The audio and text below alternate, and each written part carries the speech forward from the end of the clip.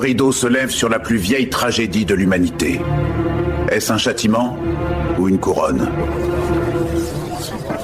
Maître, ne nous égarons pas dans les lamentations.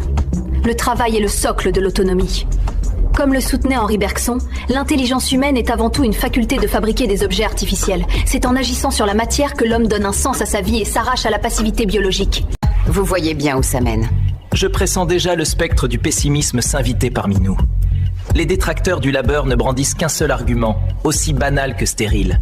L'idée que le travail ne serait qu'une pénitence infligée. Parce que c'est une réalité historique, Kaito. Le procès n'a même pas encore commencé que l'accusé confesse déjà ses torts. Anna, elle s'oppose à nous. Serait-elle devenue une disciple du néant? Le travail est le stigmate d'une chute. La Genèse ne laisse place à aucune ambiguïté. Tu gagneras ton pain à la sueur de ton front. Ce n'est pas une vocation, c'est une nécessité douloureuse. Souvenez-vous de l'étymologie. Tripalium, un instrument de torture à 3 pieux. Nous ne travaillons pas pour nous accomplir, mais pour purger la peine d'exister. Par la faute d'un seul, l'humanité est condamnée à une corvée éternelle. Anna, je crains que ta lecture des Écritures ne soit qu'une exégèse de surface. Tu confonds la condamnation et le remède. Le travail n'est pas la peine en soi. Il est la perche tendue par le divin pour rendre le fardeau de l'existence supportable. Une perche? Quelle étrange logique. Comment la sueur peut-elle être une grâce? Je saisis parfaitement ta pensée, Amy. Avant la chute, l'homme résidait dans une atonie béate, tout lui était offert, mais il lui manquait l'essentiel, la connaissance.